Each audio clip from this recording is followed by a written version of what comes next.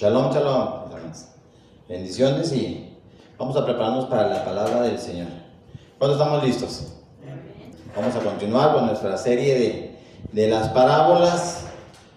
Y quiero que vayamos, antes de comenzar, quiero que vayamos al libro de Sofonías. Quiero leer nada más un pequeño texto que nos va a preparar para lo que vamos a hacer el día de hoy. Es el libro de Sofonías 1:14.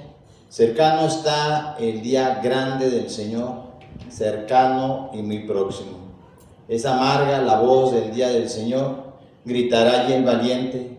Día de ira aquel día de angustia y de aprieto, día de alboroto y de asolamiento, día de tiniebla y de oscuridad, día de nublado y de entenebrecimiento, día de trompeta y de algazara sobre las ciudades fortificadas y sobre las altas torres. Cercano está el día del Señor. Aleluya. Entonces, este párrafo nos está señalando que hay que prepararnos porque el día grande del Señor está próximo, pero no nos lo revela como algo así de mucha alegría. Dice que es amarga la voz. Es día de ira, es día de angustia, es día de aprieto, día de alboroto y de asolamiento, día de tiniebla y de oscuridad, día de nublado y de entenebrecimiento. Y estamos preparados para eso, mis hermanos. Estamos preparados. Entonces vamos a ver la parábola que el Señor Yeshua hoy nos quiere mostrar, nos quiere enseñar. Y vamos a ver la parábola de Mateo 25. Antes de orar, mis hermanos. Dice, entonces el reino de los cielos será semejante a 10 vírgenes que tomando sus lámparas salieron a recibir al esposo. 5 de ellas prudentes, 5 insensatas.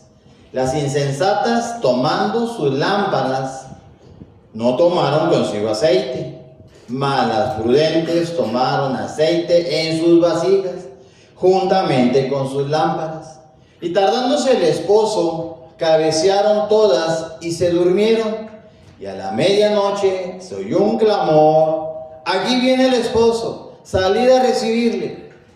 Entonces todas aquellas vírgenes se levantaron, arreglaron sus lámparas, y las insensatas dijeron a las prudentes: danos de vuestro aceite, porque nuestras lámparas se apagan.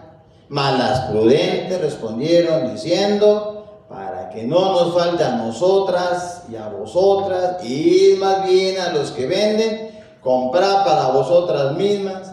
Pero mientras ellas iban a comprar, vino el esposo, y las que estaban preparadas entraron con él a las bodas, y se cerró la puerta.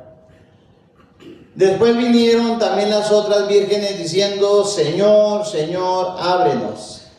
Mas él respondiendo dijo: de cierto os digo que no las conozco. Velad pues, porque no sabéis el día ni la hora en que el Hijo del Hombre ha de venir. A través de esta parábola, el Señor nos quiere enseñar a que nos preparemos, porque si vamos a Mateo 24, pues el Señor estaba enseñando las señales antes del fin. Pero nos dice que nos preparemos, que velemos, que estemos preparados. Y la pregunta es, ¿estamos preparados? ¿Cómo ha estado nuestro caminar hasta ahorita? ¿Cómo hemos avanzado en la palabra del Señor? Si nos identificamos con las 5 vírgenes prudentes o las 5 insensatas. Y eso es lo que el Señor nos quiere preparar. Vienen las señales. La gente ahorita anda, como dice la palabra, andan dándose en bodas, andan comiendo, andan bebiendo, andan en la fiesta, andan en la diversión, pero no se están preparando. ¿A cuántos ahora en este ensayo que tuvimos de crisis de 2020, que todos pensábamos que iba a ser 40 días, 2020, y 40 días estamos otra vez como si nada, y nos llevó 3 años? ¿Cómo reaccionamos ante la crisis?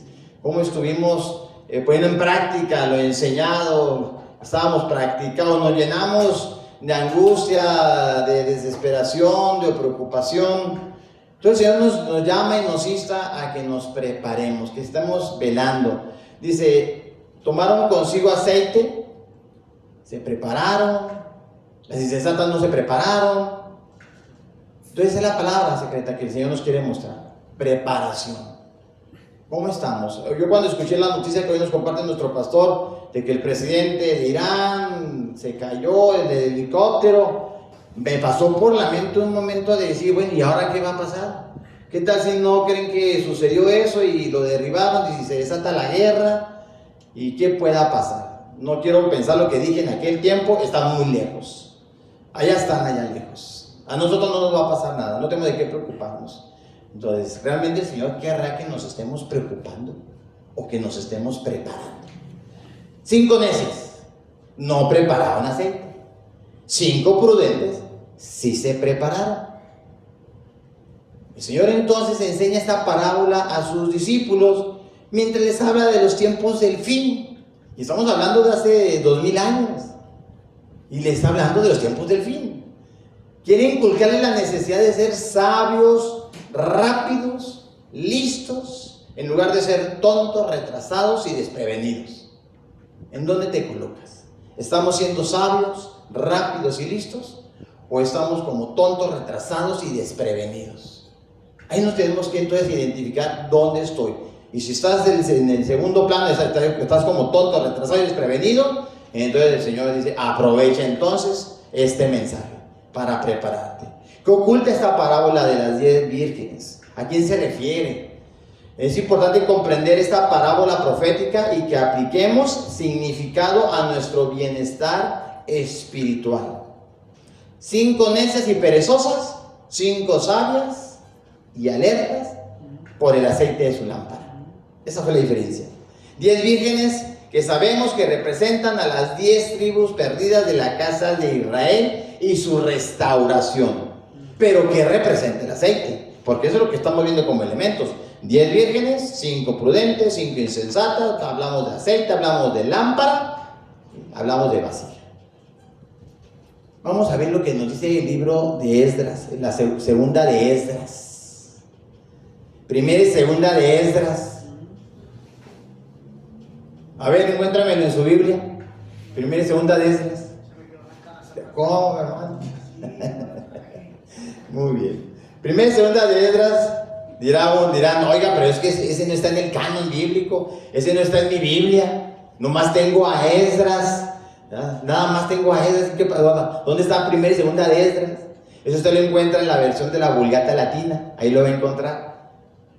Primera y segunda de Esdras no están en el canon bíblico. Se encuentran en la colección de escritos que se les conoce como los libros apócrifos o deuterocanónicos. Segunda de Esdras es una obra apocalíptica. Primera y segunda de Esdras se asocian con Esdras, autor del libro del Antiguo Testamento.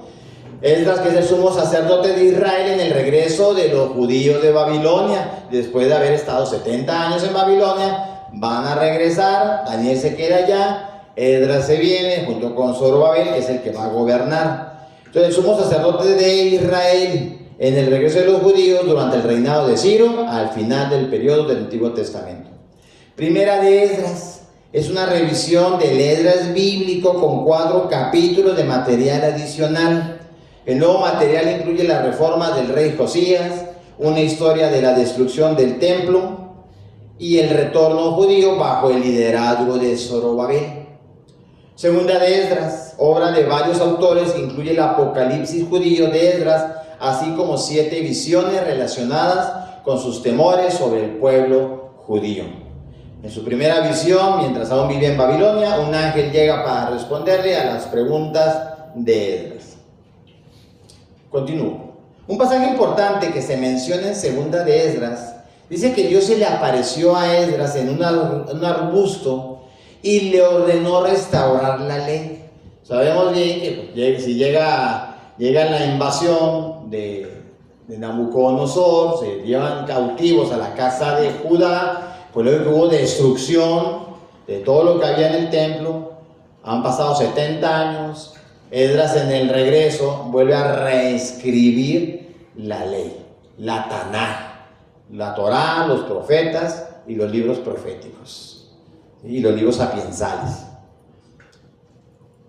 Un pasaje importante de los que se menciona es que este arbusto le ordena restaurar la ley. El pasaje dice que Esdras llama a 5 escribas y comienza a dictar la Torá.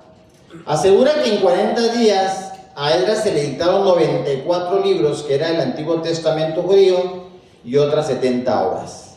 Algunas sugieren que estas 70 obras son una referencia a la Septuaginta. ¿Cuántos libros tiene la Taná? Tiene 24 libros. Le ordenan escribir 94 libros, pero 24 darlos a conocer y los otros 70 resérvalos.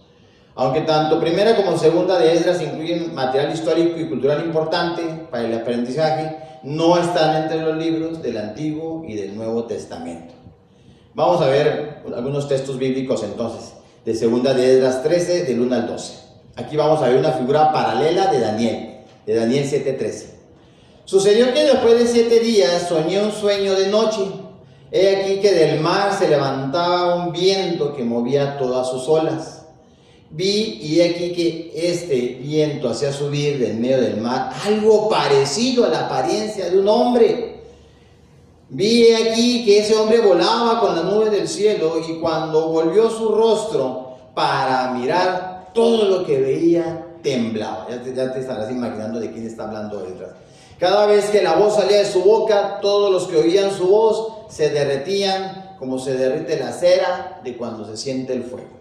Después de esto, vi aquí que se reunió una multitud innumerable de gente de los 4 vientos del cielo para hacerle guerra contra el hombre que salió del mar.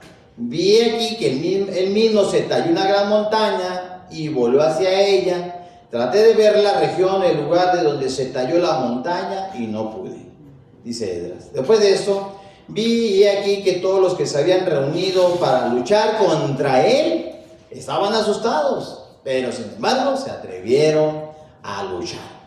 He aquí que al ver el asalto de la multitud que venía, no levantó la mano, ni empuñó lanza, ni arma de guerra alguna, sino que solo vi como enviaba de su boca algo parecido a un torrente de fuego, y de sus labios un aliento de fuego, y de su lengua lanzaba una tormenta de chispas. Todo esto se mezcló, el torrente de fuego, el aliento llameante y la gran tormenta, y cayó sobre el asalto de la multitud que estaba preparada para luchar, y quemó a cada uno de ellos. De modo que de repente se vio que una multitud innumerable no era más que polvo de cenizas y olor a humo. Cuando vi esto me quedé asombrado, y después vi al mismo hombre bajar del monte y llamar a otra multitud que estaba en paz. Esta multitud pacífica representa las 10 tribus perdidas de la casa de Israel. ¿Qué dijo nuestro Mesías Yeshua? ¿Qué dijo el Cordero?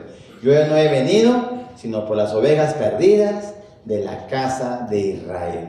Entendiendo un poco el contexto, sabemos perfectamente que en aquellos tiempos del año 722,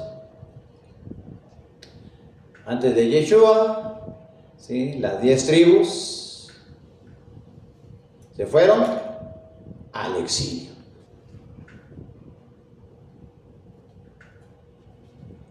La otra casa, en el 605, en el 598, en el 585, al exilio de Babilonia.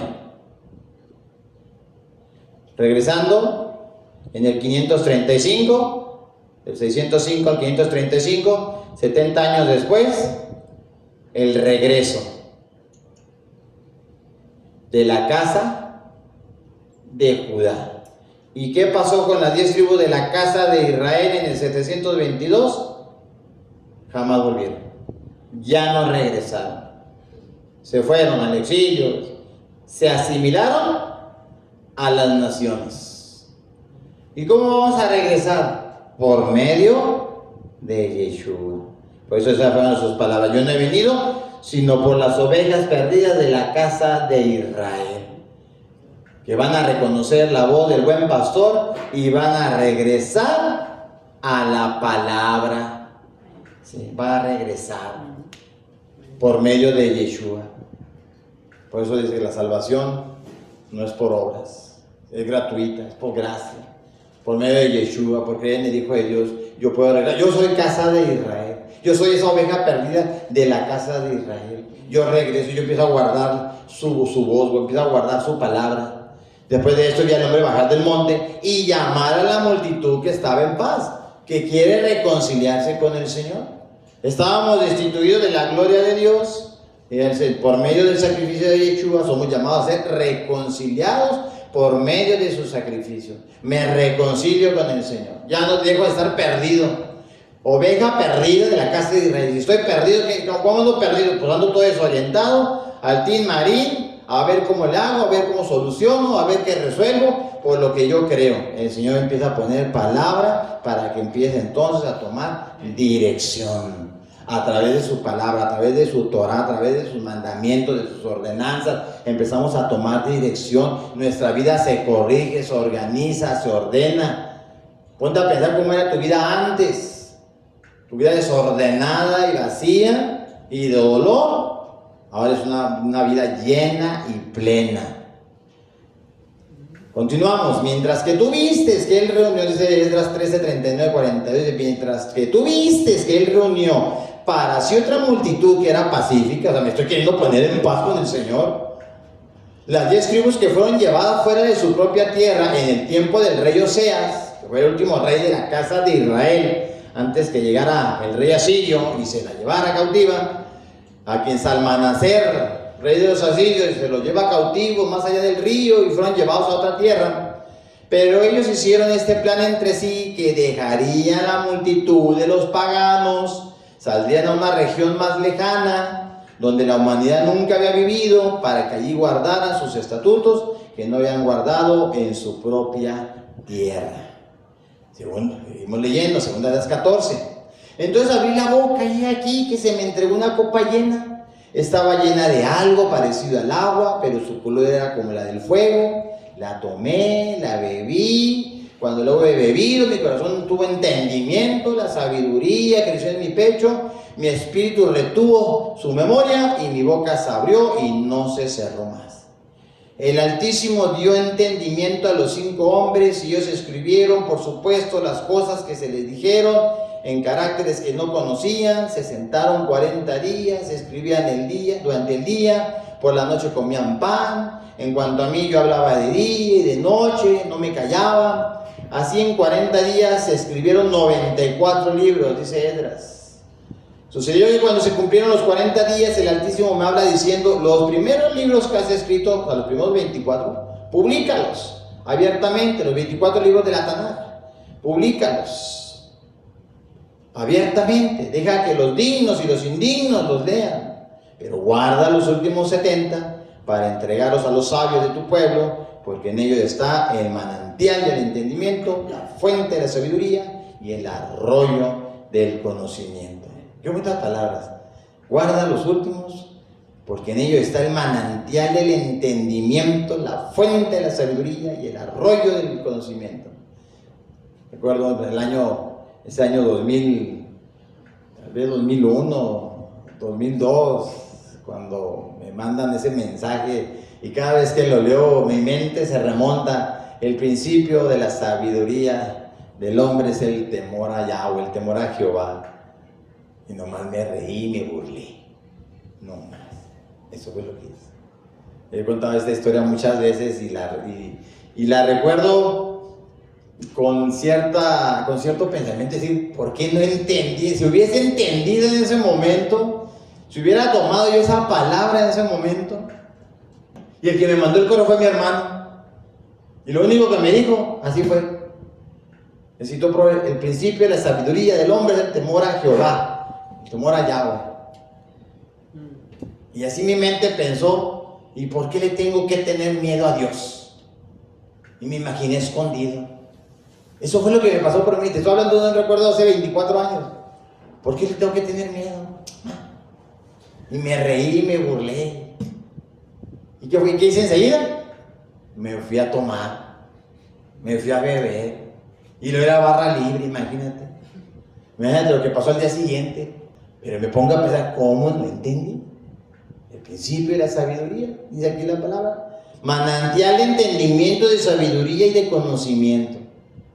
y no lo tomé en ese momento. Gracias a la misericordia del Señor, que tuvo paciencia, insistió el Señor, hasta que logró tomarme en sus brazos. Conociendo entonces que las 10 vírgenes de la casa de Israel, y que nosotros somos casa de Israel, que soy la oveja perdida de la casa de Israel, y que quiero regresar, la mitad de estas vírgenes no tienen aceite. Entonces, okay, ¿cuál de las vírgenes soy? ¿De la de insensato o de la sensata? La mitad de estas vírgenes no tenían aceite. Entonces, ¿qué representa el aceite? La falta de aceite. Para entender esto vamos a Zacarías 4. Volvió el ángel que hablaba conmigo y me despertó como un hombre que es despertado de su sueño. Y me dijo, ¿qué ves? Si estaba dormido. Mire, me despertó como un hombre que es despertado de su sueño. ¿Cómo te? Órale, despiértate. Despiértese, ¿cómo es? De su nube rosa ahora. Está enojado, ¿no? ¿Qué ves? He mirado y aquí un candelabro todo de oro con un depósito encima y sus 7 lámparas encima del candelabro, 7 tubos para la lámpara que está encima de él, y junto a él 2 olivos. Así, llégate a llevarme, hermano, por la imaginación. 2 olivos, bien bonitos. 2 olivos, uno a la izquierda y el otro a la derecha. Proseguí y hablé diciendo a aquel ángel que hablaba conmigo, ¿qué es esto, Señor mío? El ángel que hablaba conmigo respondió y me dijo, ¿no sabes qué es esto? Dije, no, Señor mío, no sé. Entonces respondió y me habló diciendo, esta es la palabra de Yahweh a Zorobabel. ¿Quién es Zorobabel? ¿Quién dije que era Zorobabel? ¿Quién regresó? ¿Quién había regresado? Esdras, como sumo sacerdote, y Zorobabel, como descendiente, ¿sí?, de la línea de Abraham, de Isaac, de Jacob, de Judá, ¿sí?, Zorobabel, para gobernar al pueblo. Esdras está como sumo sacerdote en el templo, la cuestión religiosa, Zorobabel, la cuestión civil. Esto es palabra del Señor a Zorobabel, que dice, no con ejército ni con fuerza, sino con mi espíritu. Ese versículo como es hermoso. No es con ejército ni con fuerza, se lo está diciendo al gobernador, sino con mi espíritu, ha dicho el Señor de los ejércitos. ¿Quién eres tú, oh gran monte, delante de Zorobabel? ¿Quién eres tú, oh gran monte? Delante de Zorobabel será reducido a llanura. Él sacará la primera piedra con aclamaciones de gracia, gracia a ella. Vino palabra del Señor diciendo, las manos de Zorobabel echarán el cimiento de esta casa y sus manos la acabarán, y conocerás que el Señor de los ejércitos me envió a vosotros. Así. No es ni con tu fuerza, ni con tus dones, que tus talentos. Ay, que soy muy listo, muy inteligente, y mira qué facilidad de palabra tengo. Es con el Espíritu del Señor que podemos lograr las cosas. Por eso nos pasan nuestras angustias y nuestras preocupaciones, porque lo queremos hacer con nuestras fuerzas. Nuestras fuerzas se acaban. Y por eso empezamos en ese batallar, porque no dejamos que el Espíritu de Dios obre en nosotros. Hablamos de Yahweh, que los nombres de Yahweh, que Yeshua, que el Mesías, que los mandamientos, pero nos olvidamos del Espíritu de Dios. O sea, en este cántico de ahorita, Espíritu de Dios, llena mi vida. Y no dejamos que se derrame el Espíritu de Dios sobre nosotros. Vamos a continuar. Porque los que menospreciaron el día de las pequeñeces se alegrarán y verán la plomada, o sea, los que están de construcción, la plomada, parece que está derecha la barda. Verán la plomada en la mano de Zorobabel. Estos 7 son los ojos de Yahweh que recorren toda la tierra, los 7 espíritus de Dios, inteligencia, conocimiento, sabiduría. Hablé más y le dije, ¿qué significan entonces los 2 olivos de la derecha y de la izquierda? Hablé aún de nuevo y le dije, ¿qué significan? Que por medio de 2 tubos de oro vierten en sí aceite como oro, o sea, los olivos, el aceite de oliva derramándose. Y me respondió diciendo, ¿no sabes qué es esto? Y dije, Señor mío, no. Él le dijo, estos son los dos ungidos que están delante del Señor de toda la tierra, casa de Israel, casa de Judá. En esta profecía vemos claramente que el aceite que llena la lámpara proviene de estos dos olivos que significan mucho. Ya conocemos la profecía de los dos olivos, la profecía de los dos palos. Zacarías 37. Vamos a leer, hermano, que es lo que tenemos allí en ese cuadrito. Vino a mi palabra del Señor diciendo, hijo de hombre, toma ahora un palo. ¿Se fija cómo dice el palo? Efraín. La casa de Efraín, o la casa de Israel, la casa de José, significa lo mismo, ¿sí? Casa de Efraín, casa de Judá. Viene a mi palabra del Señor, toma ahora un palo y escribe en él para Judá, en él para Judá y para los hijos de Israel sus compañeros. Toma después otro palo y escribe en él para José, palo de Efraín y para toda la casa de Israel sus compañeros. Júntalos, pero ahora los ves, ahora júntalos, luego el uno con el otro para que sean uno solo y serán uno solo en tu mano. ¿Recuerda usted la historia de Jacob cuando iba a bendecir a los hijos de José? ¿Cómo se llamaban los hijos de José? Efraín y Manasés. ¿Quién era el mayor? Manasés. El menor Efraín. Entonces se los trae José a Jacob para que le dé su bendición y los adopte como hijos. Entonces puso a Manasés a su derecha y a Efraín a su izquierda. Entonces, ¿qué tenía que hacer Jacob? Y como estaba medio ciego ya, por lo que estaba viejito, entonces, pues que bendijera a Manasés por ser el mayor.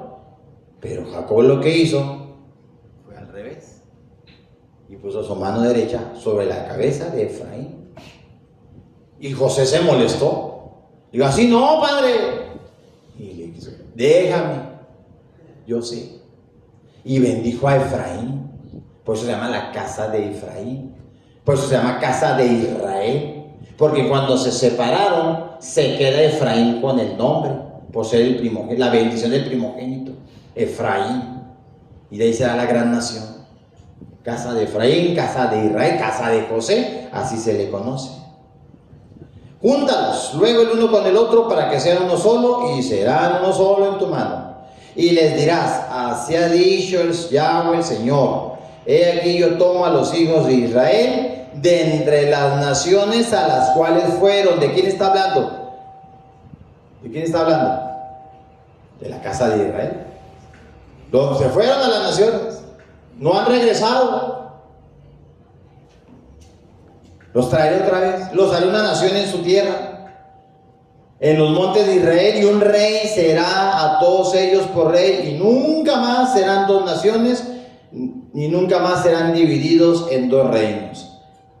Aquí lo subrayo, versículo 23. Ni se contaminarán ya más con sus ídolos, con sus abominaciones y con todas sus rebeliones, y los salvaré de todas sus rebeliones con las cuales pecaron. Los limpiaré y me serán por pueblo y yo a ellos por Dios. O sea, ¿cómo están allá? ¿Cómo está la casa de Israel?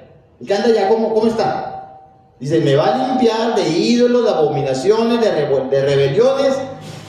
Me salvará de todas las rebeliones con las cuales he pecado y me va a limpiar. Dice, me serán por pueblo y yo a ellos por Dios. Yo seré tu pueblo, ellos serán mi pueblo, tu Dios será mi Dios. Mi siervo David será sobre ellos y todos ellos tendrán un solo pastor. ¿Y de quién habla? Que decía, Yeshua, Jesús, hijo de David, ten misericordia de mí. ¿No le decían así? Entonces habla mi siervo David, o sea, le hace descendencia, Yeshua, será rey sobre ellos y todos ellos tendrán un solo pastor y andarán en mis preceptos, en mis estatutos, y los guardarán y los pondrán por obra. ¿En qué momento estamos desobedeciendo al Señor? No, es que ya el Mesías hizo todo por mí. No, que ya el Señor cumplió la ley y ya.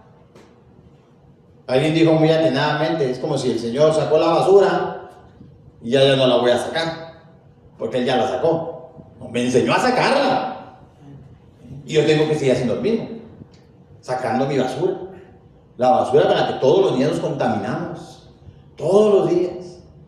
Y si no ponemos atención, podemos estar en el punto de ser sensatos y nos colocamos en el insensato. Y luego vamos otra vez de regreso. Ponemos atención. Y cuando menos pensamos, descuidamos y otra vez estamos de insensatos. Continuamos. Otra profecía de Zacarías 8:23. Así ha dicho el Señor de los ejércitos. En aquellos días acontecerá que 10 hombres de las naciones de toda lengua tomarán del manto a un judío, diciendo, iremos con vosotros porque hemos oído que Dios está con vosotros. Dice, acontecerá que 10 hombres, las 10 tribus de la casa de Israel,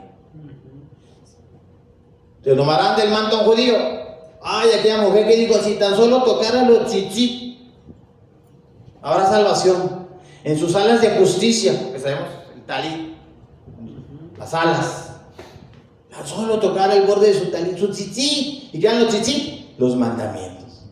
Y tan solo iremos con vosotros porque hemos oído que Dios está con vosotros. Y eso va siendo paralelo, hermano.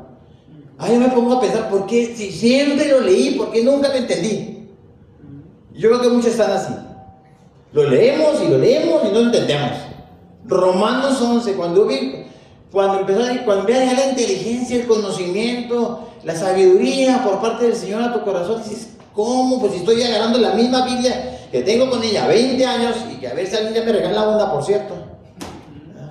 ¿Cómo es posible? La misma y no había leído esto.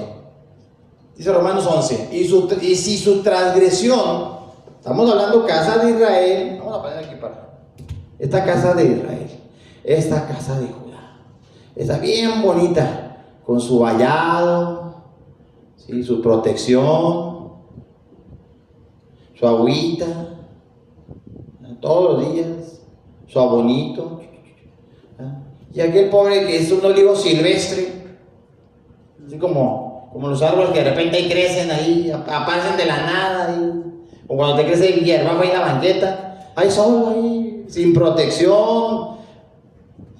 ¿Cuál se ve mejor? ¿El que está cuidado o el que está allá afuera? Pues cuidado, hasta podado, bien bonito, reluciente. Ay, aquel todo greñudo, todo lleno de bichos, todo cochino, todo lleno de basura. ¿A poco están diciendo los árboles así? De que no son dueños de nada. Entonces dice aquí, casa de Judá, casa de Israel.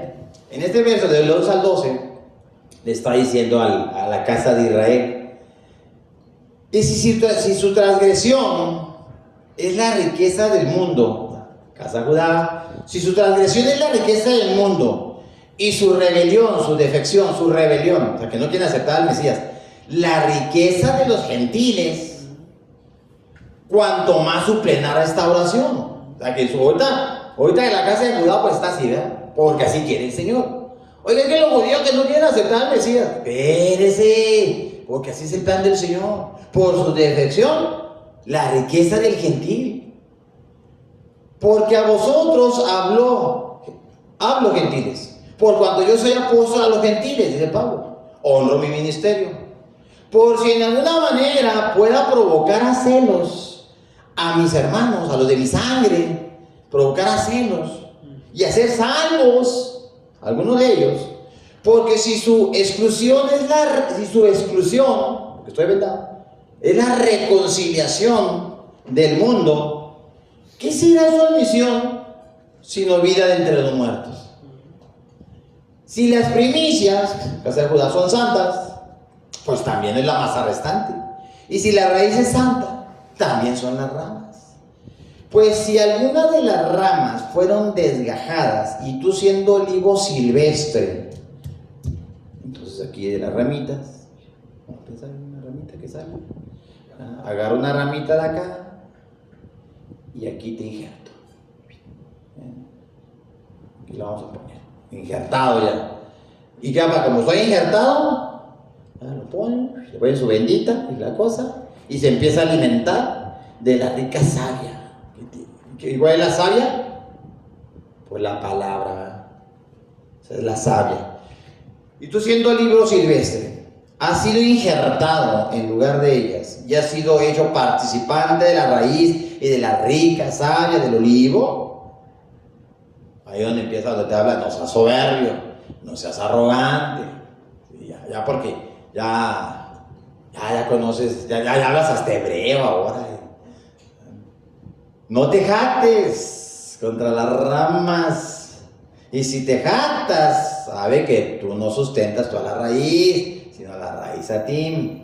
Pues las ramas, dirás, fueron desgajadas para que yo fuese injertado. Bien, por su incredulidad, ¿no creo en Yeshua? Fueron desgajadas. Pero tú por la fe estás en pie. ¿Qué dijimos que era la palabra fe? Exacto, la fe, emuná, fidelidad y obediencia. Entonces, por tu emuná, por tu fidelidad y obediencia a los mandamientos, ¿sí? Pues estás en pie. No te ensorbezcas. Que el Señor sabe que eso empieza a pasar, ¿verdad? Ya te empiezas a creer, te empiezas a creer más que los demás. Hasta le estás echando al pueblo, ¿no? Al pueblo de allá de Jerusalén, a los judíos de allá empiezas a echar bomba, empiezas hasta a criticar. No te ensorbezcas, sino teme. Te siga obedeciendo.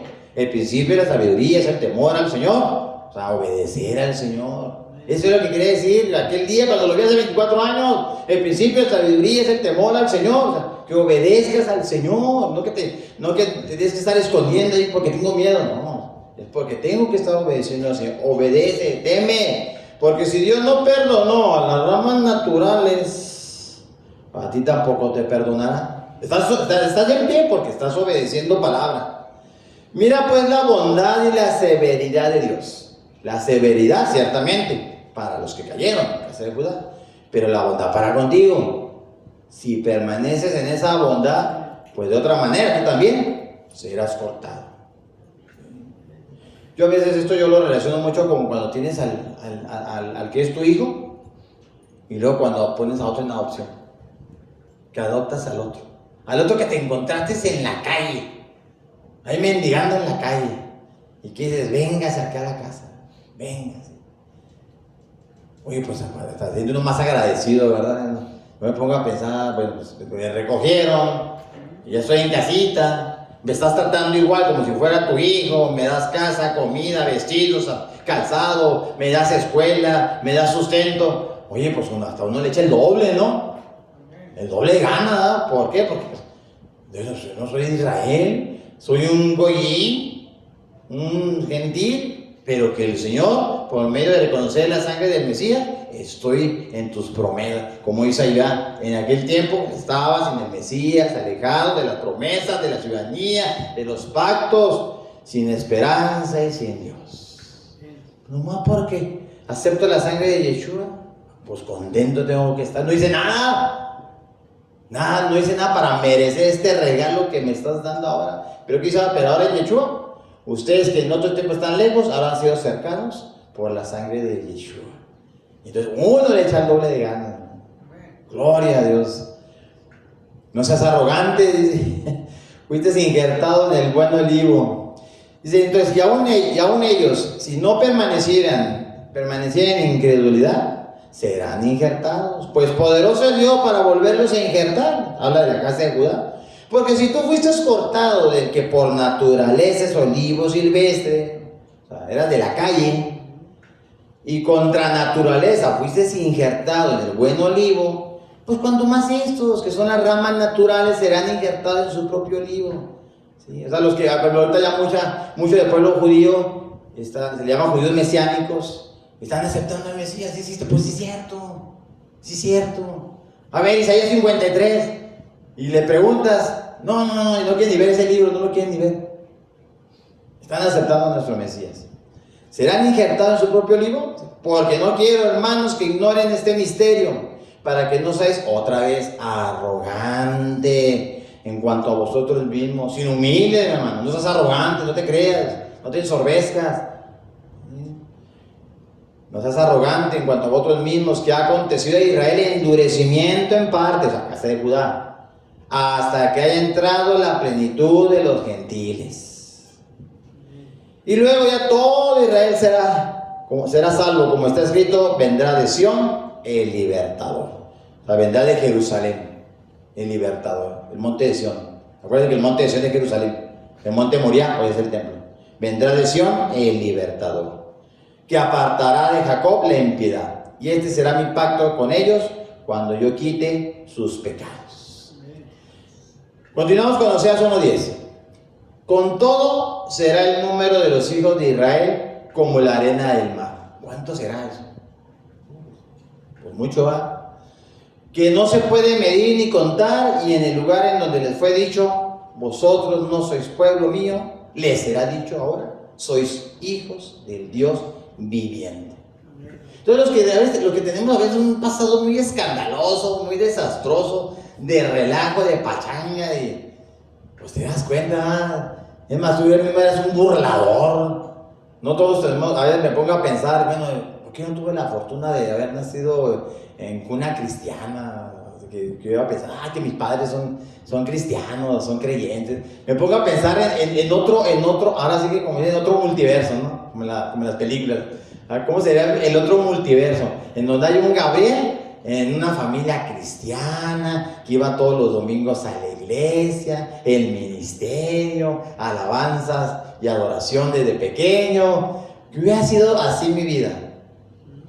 Yo me pongo a pensar si le estaríamos echando las mismas ganas. O diría, no, pues que me hubiese evitado tanto sufrimiento. Y también me pongo del otro lado diciendo, bueno, Señor, pero al que mucho se le perdona, mucho ama y mucho sirve. Porque a veces eso pasa. Estamos en el punto de que todo estuvo bien, siempre estuvo todo bien con el Señor, eras un creyente de familia, pero hay veces que llegamos como a un conformismo, como que ya no hay más. O sea, como que ya estamos tan acostumbrados a lo bueno que ya no lo apreciamos. ¿Y no te ha pasado eso? Como cuando nos enseñaban aquel de allá, tenga sus 3 hojitas. ¿Cuál es la palabra clave en ese lugar? Para que valore. ¿No nos dicen eso? Para que valore el plato, el vaso, la cuchara.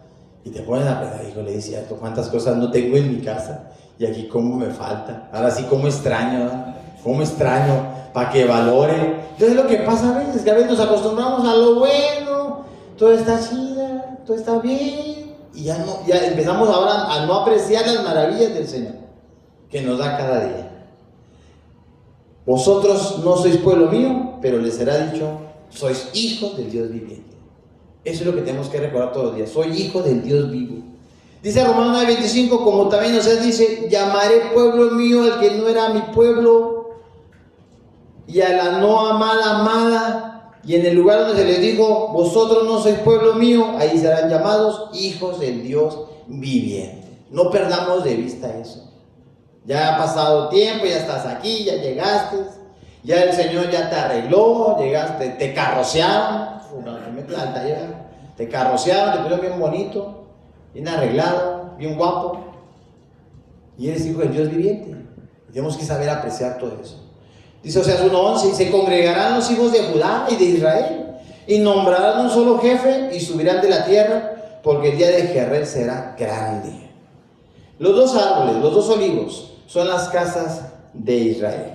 La casa de Israel injertada en el buen olivo, ambas alimentadas de la misma savia. ¿Qué es la savia?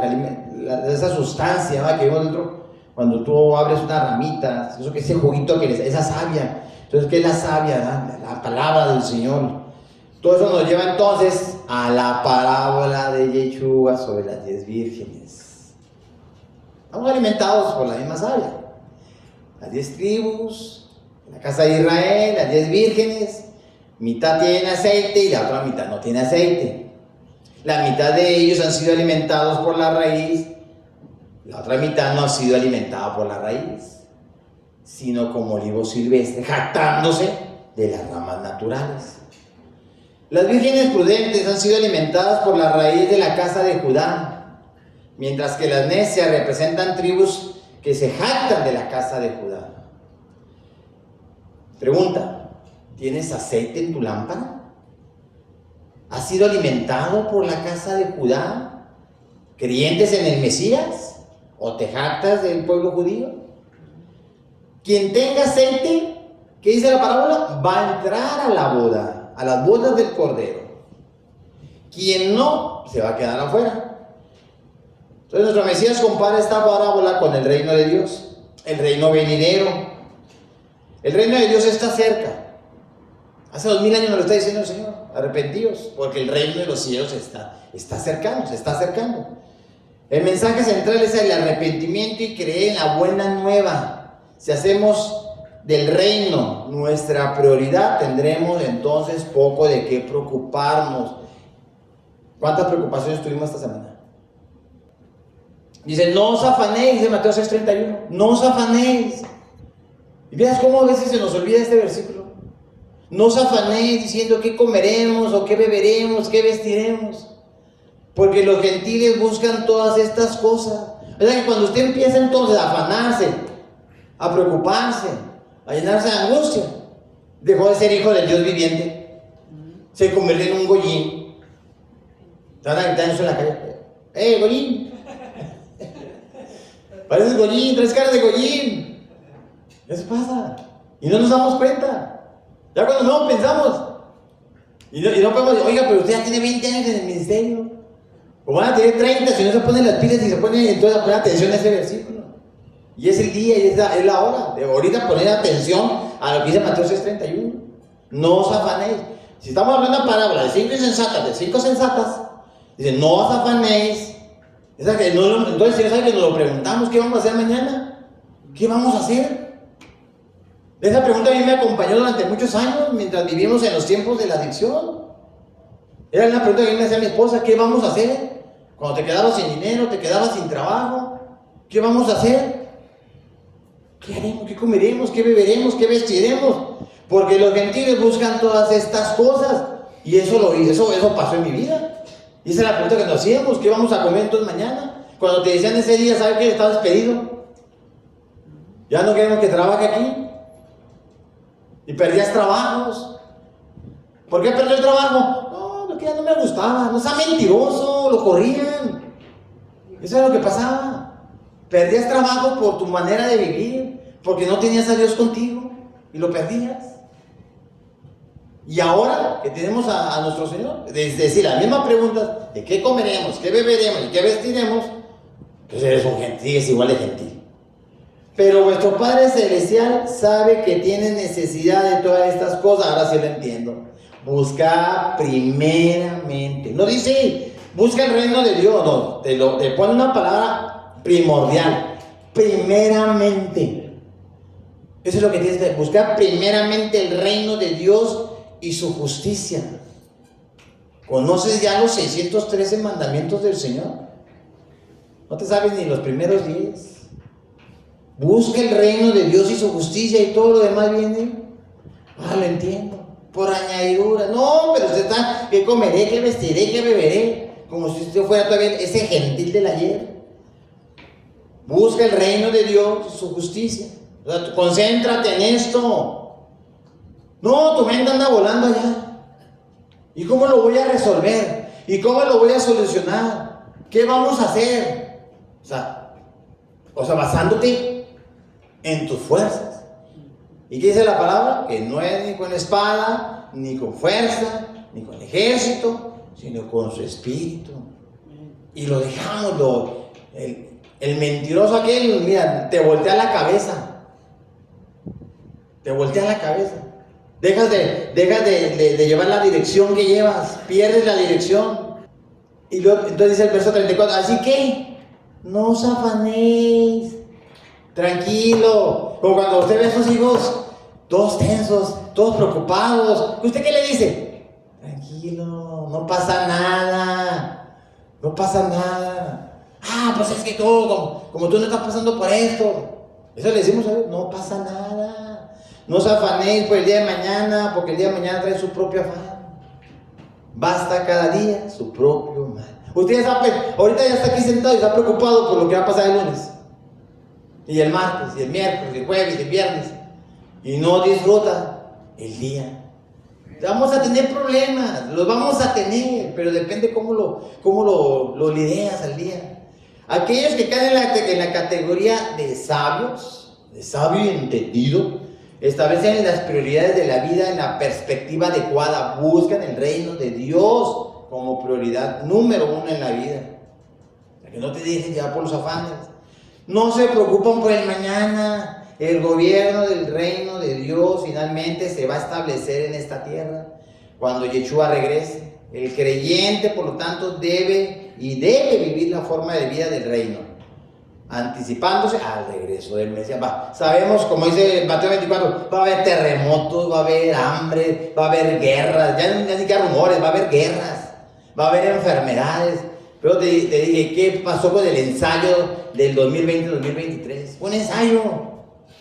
No fueron 40 días, fueron 3 años. ¿Y cómo reaccionaste? Tú conoces a la gente, tú la vas conociendo, te vas dando cuenta. ¿Cómo reaccionaste tú mismo ante ese ensayo? Y va a venir otro ensayo peor y peor y peor. Y si no empiezas a practicar la palabra, entonces no te estás preparando, no estás siendo la virgen sensata. Estás actuando como una virgen insensata. ¿Qué es el reino del Señor? El reino del Señor es su gobierno, está abarcado por su Torah, como lo vemos en Isaías 2. Lo que vio Isaías, hijo de Amós, acerca de Judá y de Jerusalén, acontecerá en lo postrero de los tiempos que será confirmado el monte de la casa del Señor como cabeza de los montes. Los montes son las naciones, es lo mismo. Como cabeza de los montes, y será exaltado sobre los collados, y correrán a él todas las naciones. Y vendrán muchos pueblos y dirán, venid, subamos al monte de Yahweh, a la casa del Dios de Jacob, y nos enseñará sus caminos, y caminaremos por sus sendas, porque de Sión saldrá la Torá, y de Jerusalén la palabra de Yahweh. Eso es lo que tenemos que estar concentrados. Yeshua dijo que debemos orar constantemente para que venga el reino del Señor. En Mateo 6:9 dice, vosotros pues oraréis así: Padre nuestro que estás en los cielos, santificado sea tu nombre, venga tu reino, hágase mi voluntad. Así dice. Parecemos pericos. Padre nuestro que estás en el cielo, santificado sea tu nombre, venga tu reino, hágase tu voluntad. Allí, subrayelo, hágase tu voluntad. Tu Torah, tu ley, tus mandamientos, tus misbot, tus instrucciones, tus ordenanzas, como le quieras llamar. Hágase tu voluntad, como en el cielo, como en la tierra. No mi voluntad, porque cuando se hace mi voluntad, viene el caos en mi vida.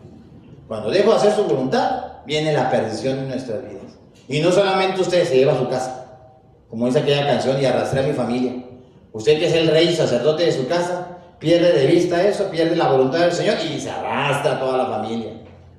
Los sabios viven sus vidas anticipándose al gobierno del Señor, al establecer en su estilo de vida el gobierno del Señor con la Torah. Salmo 119. Imagínense la escena: lámparas a mis pies, tu palabra, y lumbrera mi camino. Imagínense cuando no hay luz, usted allá en el monte, allá no sé. Ahí trae aunque sea una lamparita, esa de bolsillo, chiquita, ¿sí? Y con eso es suficiente. Lámparas a mis pies. O le pone el teléfono, le pone la luz si quiere.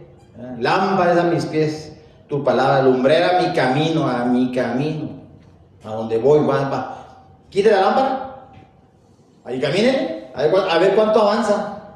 Cuando menos, ya cayó, ya se tropezó. Es que no lo vi. Y en el tropezón, hermano, se azota. Y de trompa. Es más, no mete ni las manos. ¿Por qué? Porque estaba oscuro. ¿Y a dónde voy? Y hasta despacio ando caminando, ¿no? No falta. Pero la lámpara es a mis pies. ¿Qué dice? Tu palabra, tus mandamientos. O sea, me van a decir por dónde. En este mundo que está lleno de ideologías, filosofías, pensamientos, ideas. Y dice uno, pues ¿a quién le hago caso? Si unos dicen una cosa, otros dicen otra cosa, aquellos dicen que está mal, aquellos dicen que está bien. No, lámpara a mis pies, tu palabra. A luz a mi camino. Yo soy la verdad, el camino y la vida. ¿A dónde nos quiere llevar Yeshua? Al camino, a la Torah, a su palabra, a sus mandamientos. Por eso les decían los del camino. Así les decían a los que obedecían nada más, Torah. Caminando a luz de la palabra, a la luz de la Torah. Guarda los mandamientos, es una de las características que identifican a los verdaderos adoradores. Porque el Señor, porque ya no será en Samaria ni en Jerusalén, sino que Dios está buscando verdaderos adoradores en verdad, de la verdad. Adoradores de la verdad.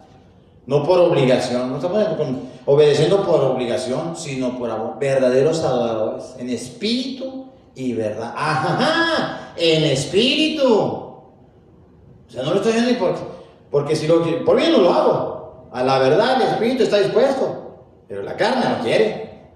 Pero en espíritu y verdad. Entonces el Señor nos da de su Espíritu Santo. Eso es lo que te voy encaminando a eso, ponga atención. El Espíritu de Dios. Dice Apocalipsis, entonces el dragón, Apocalipsis 12, el dragón, el diablo, está enojado, se llena de ira contra la mujer, contra Israel. No con la Virgen de Guadalupe, no entienden qué es eso. Contra la mujer que es Israel y su descendencia, y se va a hacer guerra con la descendencia, o sea, casa de Israel, ya estamos en un solo palo.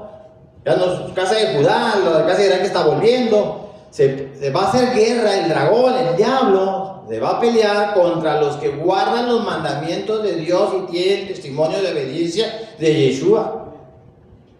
No nomás que tengo a Yeshua en mi corazón y creo en Jesús y creo en Jesús y será salvo, no, y que guarda los mandamientos. ¿Me amas? Guarda mis mandamientos.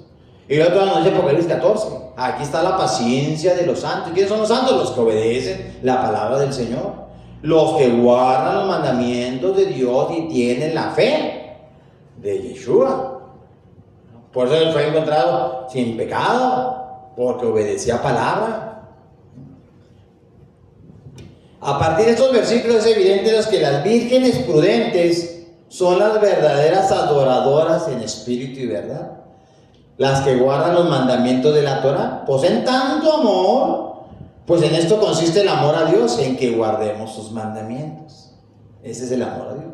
O sea, usted ama a su esposa por obligación, porque usted ama a su esposa porque firmó un contrato ahí en el registro civil y está obligado a amarla. ¿Así querrá la esposa que la sabemos? Pues no, ¿sí? Pues por amor al Señor guardamos sus palabras. Entonces las verdaderas adoradoras poseen, las vírgenes sensatas, tanto amor a Dios que guardamos sus mandamientos. Dice 1 Juan, este es el amor a Dios. Y no estarle gritando, este es el amor a Dios, que guardemos sus mandamientos, y sus mandamientos no son difíciles. ¿Y para quién no es difícil? Pues el que tiene amor. ¿Y para tener amor qué es? Pues tener el Espíritu de Dios. Porque el Espíritu de Dios, ¿qué es? No nos da espíritu de cobardía, sino de poder, de amor y de dominio propio. O sea, en amor al Señor, sabiendo, reconociendo. Por eso digo yo, si hubiese nacido en cuna cristiana, realmente amaría tanto a Dios como lo amamos ahora, sabiendo lo que hizo por nosotros, de dónde nos sacó, cómo nos encontró. No son gravosos. También poseen respeto por el Todopoderoso. Ese es el comienzo de la sabiduría, Proverbios 9. El temor del Señor, principio de la sabiduría, y el conocimiento del Santísimo es la inteligencia. Hay que no se lee ni escribir, pero usted ama al Señor. El temor del Señor es el principio de la sabiduría. Apenas el principio, apenas. Y el conocimiento del Santísimo es la inteligencia. Una virgen, si tienes vírgenes, una virgen física, pues generalmente se ve como una mujer pues sexualmente pura y sin mancha. Pero en sentido figurado, el término virgen puede relacionarse con cualquier sexo masculino o femenino. La impureza sexual, espiritualmente hablando, eso es a lo que se refiere. Vamos viendo esa parte de la parábola. Habla de 10 vírgenes, no dice 10 mujeres, dice 10 vírgenes. O sea que hay una pureza espiritual, no una impureza espiritual. Representa entonces esa impureza sexual espiritual, representa la idolatría. El término virgen en un contexto espiritual se usa para representar a los que son puros y espiritualmente inmaculados, que no cayeron en la idolatría.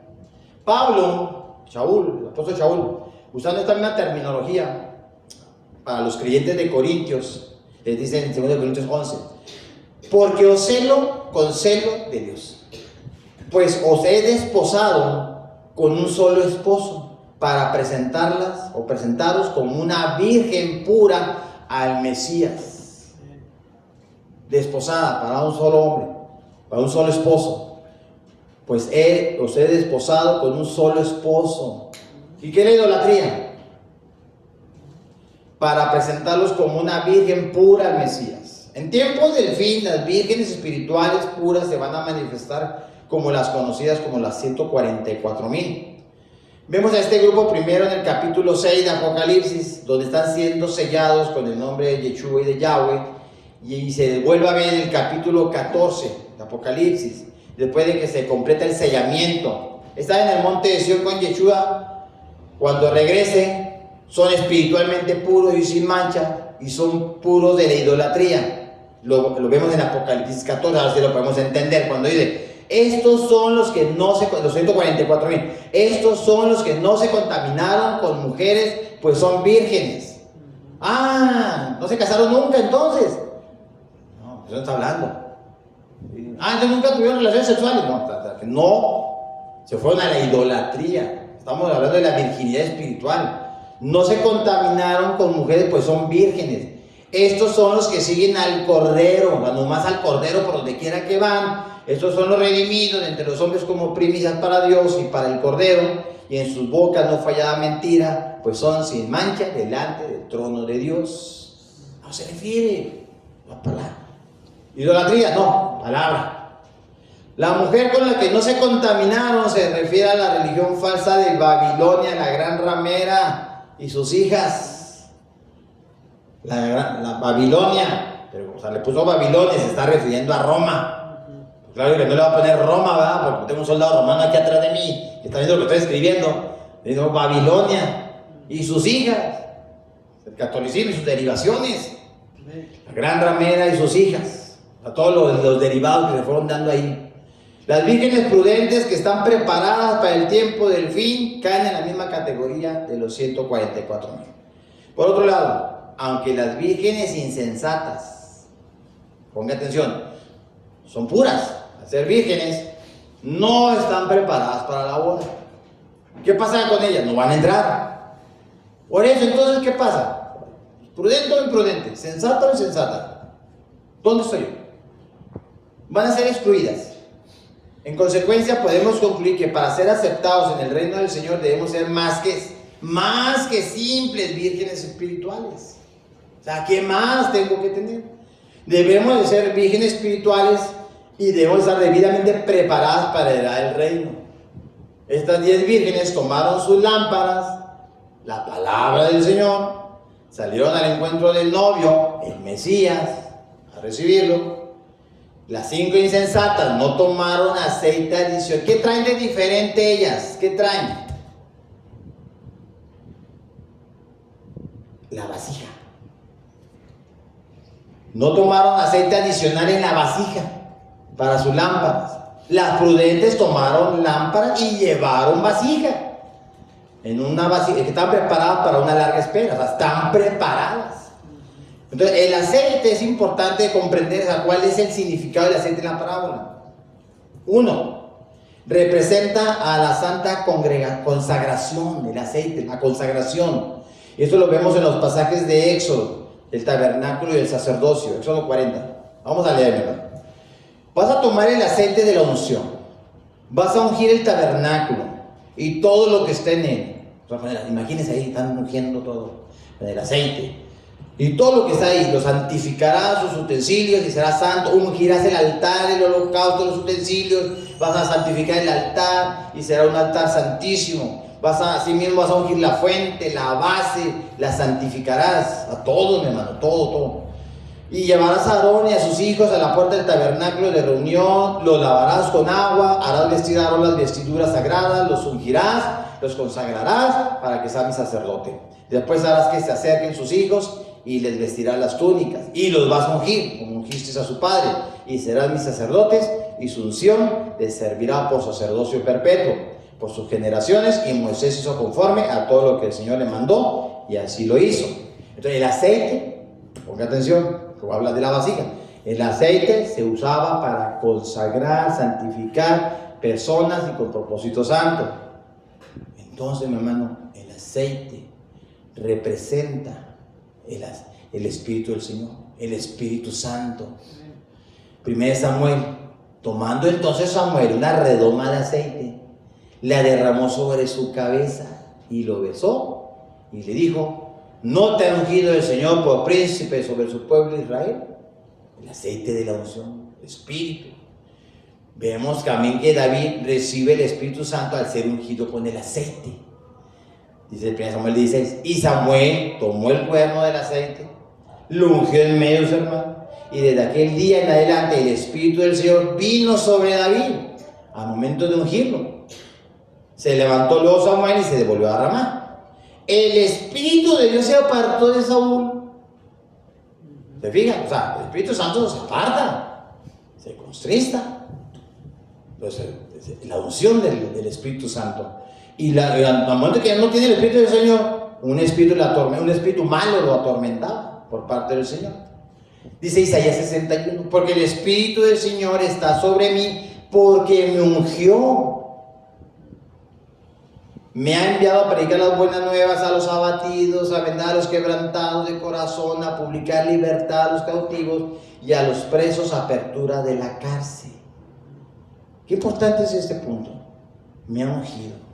Usted podría decir lo mismo, que el Señor me ha ungido con su Espíritu. Usted no se ha puesto a pensar, ¿será que el Señor ya me ha ungido con su Espíritu Santo? Tengo el Espíritu Santo del Señor. ¿O no me está bautizado? Usted podría decir, no, que el Señor me ha ungido con su Espíritu. Pero aquí veo que el Espíritu está con el Señor. Vino sobre David. El Espíritu del Señor se fue. Y ahorita el Espíritu de Dios en tu vida, ¿dónde está? ¿Está ahorita en tu vida? ¿O se ha apartado? El Espíritu de Dios mora en mí. El Espíritu de Dios está ahorita derramándose sobre mi vida a predicar buenas nuevas. Ya no lo hago, Señor. Ya no me dan ganas.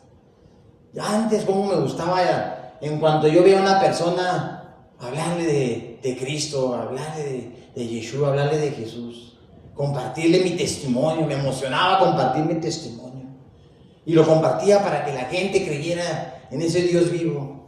Había un corazón ardiente de predicar la palabra. El Señor me ha ungido para predicar estas buenas nuevas, para predicar a los abatidos. No, yo también estoy abatido, y a mí ¿quién me predica?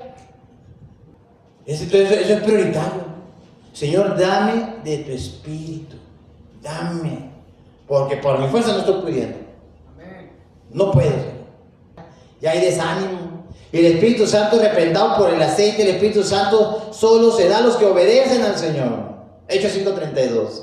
Y nosotros somos testigos suyos de estas cosas, y también el Espíritu Santo, el cual ha dado Dios a los que le obedecen. No, pero andamos en desobediencia. O a veces obedezco y a veces no. Hoy amanecí con ganas de obedecerte y hoy no. Y se me olvida. El aceite representando el nombre del Señor. De Cantares 1:13, a más del olor de tus suaves ungüentos, tu nombre es como ungüento derramado, por eso las doncellas te aman. A ver, el cántico de su Espíritu de Dios llena mi vida. Pues sí, lo cantamos y nos hace hasta llorar. Pero realmente caminamos con el Espíritu, Esta parábola, mi hermano, nos está enseñando, vamos terminando, nos enseña que no basta con ser consagrados, no es suficiente con tener el Espíritu Santo. Yo recuerdo ese día, 14 de septiembre de 2003, yo te bautizo en el nombre de Jesús para el perdón de tus pecados y que recibas el don del Espíritu Santo. Aleluya. Y empiezo a recordar cómo sirve a uno con alegría y con gozo. Y luego de repente algo pasa, como que empieza, como esas películas que te vean en cámara lenta. ¿Qué pasó con esa velocidad que llevaba sirviendo al Señor? Y de repente te empiezas a ralentizar. Y algo empieza a pasar en tu vida y como que no te sientes igual que antes. ¿Qué está sucediendo? El Espíritu Santo, el Espíritu del Señor. Y le has cortado que fluya. No es suficiente con tener el nombre del Señor, el nombre de Yeshua. Si queremos ganar el reino debemos tener aceite extra, la vasija, almacenado para nuestra lámpara, de modo que estemos preparados para alumbrar el camino para el novio. Donde no hay aceite, pues no hay luz. Donde no hay luz, la verdad es suficiente para estar preparado para encontrarnos con el novio, con Yeshua. Ahora que hemos definido entonces las palabras claves en esta parábola, podemos comprender entonces que este mensaje de hace 2000 años, las vírgenes espirituales puras, de los verdaderos adoradores en espíritu y verdad, pues han esperado que el esposo regrese. La lámpara de la palabra del Señor, que antes ardía brillantemente, se ha apagado por falta de aceite. Estás apagado. Es que hoy no tengo ganas de ir a la iglesia. Es que hoy no tengo ganas de orar. No, es que hoy no tengo ganas. Qué cansado estoy. Y no estás cansado los sábados, ¿verdad? No tienes que venir a la iglesia. Estoy cansado para leer la palabra. Estoy cansado para servir. Estoy cansado. Falta Espíritu Santo, hermano. Se ha apagado por falta de aceite. Estás sin vasija. Solo las vírgenes prudentes tienen ese aceite extra de la consagración del Espíritu Santo. Entonces, debido a la larga espera, pues todas las vírgenes se han adormecido. Es que el Señor no viene. No, todavía falta mucho. Y nos empezamos a adormecer. Pues te sientes cansado, porque estás adormecido. Es que el Señor viene ya. Fíjate los tiempos de Pablo, y que todo el mundo te vendió las cosas, todo el mundo. Órale. Y todos nos empezamos a congregar, el Señor ya viene. Y se murió el apóstol Juan y el Mesías no llegaba. Y no llegó. Y llegó el año 200, 300, 400, 500. Ya estamos en el 2024 y el Señor no viene. Mira, te empiezas a adormecer. Como cuando estás aburrido, te empiezas a adormecer. A medianoche, lo más oscuro, la hora más oscura, sonó el grito para decir, ahí viene el novio. Te levantas. Se despertaron y las prudentes arreglaron las mechas, le echaron más aceitito para que siguiera prendida. Clavaron esas mechitas, las lámparas se encendieron. Las vírgenes insensatas no tienen aceite. Se ha perdido la consagración. El Espíritu Santo se perdió. Las sabias dijeron a las necias, vayan a comprar. Mientras las insensatas fueron a buscar, llegó el novio. Las prudentes entraron a las bodas del Cordero. Se cerró la puerta. Y aquellas llegaron, no las conozco. Y lo que feo, qué duro, ¿no? No te conozco, pero, oye, pues yo fui virgen. O sea, siempre estuve contigo. Pero ¿qué dice? En tu nombre, Señor, sanábamos, en tu nombre hacíamos esto, en tu nombre servíamos, no, pero yo no te conozco. Después vinieron las otras vírgenes diciendo, Señor, Señor, ábrenos. Él dijo, de cierto os digo que no te conozco. La conclusión, hermano, de esta parábola. Velad. Versículo 25, 13. Velad. O sea, preparando, velad. Pues porque no sabéis el día ni la hora en que el Hijo del Hombre ha de venir. Yo me pongo a pensar en el trabajo, por ejemplo, en las Olimpiadas, hermano. ¿Cuántos años son de preparación? 6 años. Las Olimpiadas cada 6 años, ¿no? Sí, porque el Mundial es cada 4, ¿no? Las Olimpiadas, es una preparación diaria. Y realmente estamos velando entonces. No, mira, no me va a tocar, no. Oye, porque es que Mateo 24, que la guerra, que los terremotos, no, digo que es para la siguiente generación. Nos dicen ahorita, cuiden el agua, no, yo creo que es para la siguiente generación. O sea, los males no son para nosotros. Velad, porque no sabes el día y la hora. Pero esa velación, hermano, entonces no hay vasija. ¿Dónde te pones? ¿Vasija con vasija? De ti depende. La medianoche está muy cerca. Se va a escuchar el grito, el clamor. Ahí viene el novio. Entonces ahí es donde dices tú, ¿preparado o no preparado? Si te das cuenta, dice, son 10 vírgenes. Y aquí la diferencia entonces, en esas 5. ¿Cuándo supiste que eran sensatas e insensatas? ¿Cuándo? ¿En qué momento te estás dando cuenta? Aquí era una virgen sensata. Estas son las 5 sensatas. Y estas son Si las 10 son vírgenes, ¿en qué momento? En este momento. Cuando llegó la crisis. Ahí fue. Ahí fue cuando te diste cuenta. Ahí cuando tú te das cuenta, en medio de la crisis, soy de las sensatas, de las insensatas. El Señor en su palabra. A veces ayer estábamos viendo un TikTok de cómo nos estaba dando risa. Estaba leyendo el tarot. Y estaban pregunte y pregunte, queriendo conocer el futuro. El futuro aquí lo conoces. Busca el reino y su justicia. Y lo demás viene por añadidura. Yo tengo planes de bendición y no de calamidad. O sea, el Señor no te deja en la oscuridad. Vivimos en un mundo de caos. El mundo se está cayendo, se está destruyendo. Todo está cambiando. Pero el Señor no te deja en la oscuridad. ¿Qué quieres conocer el futuro? Vaya a la palabra. Gloria al Señor. Porque la Biblia es luz, lámpara. Yo estoy en la oscuridad, el Señor no me vaya porque lámpara es a mis pies y lumbrera mi camino. Hay que prepararnos. No, mañana, no, pero dice velar ahorita. Es más, ahorita vamos a terminar la predicación y el Señor viene. Y usted va a decir, yo estoy en la predicación. Lo agarro sirviendo, ¿qué? Ahorita saliendo. Velar, siempre preparando. No te dejes en la oscuridad, te ayuda a conocer el futuro. La Biblia es luz y hay que prepararnos para un juicio. Buscar ahora, prepararnos ahora, estar velando, prepararnos en tiempos de paz. No, estás en medio de la crisis y te quieres ir a ver qué te encuentras en la Biblia. Pues no, así no. Ay, Señor, a ver qué me encuentro. Y así quieres trabajar con el Señor. Es luz la palabra. Prepararnos en tiempos de paz. ¿Sí? Día glorioso para los preparados. Ese es el día glorioso. Cuando venga el Señor, claro, como obrero dirigente, sin nada de qué avergonzarnos. Y el otro con bolsa de papel. Avergonzado porque no hizo su tarea. Porque nunca estuvo velando. La Virgen obedece a Dios y con amor. ¿Cuándo es la diferencia? En la crisis.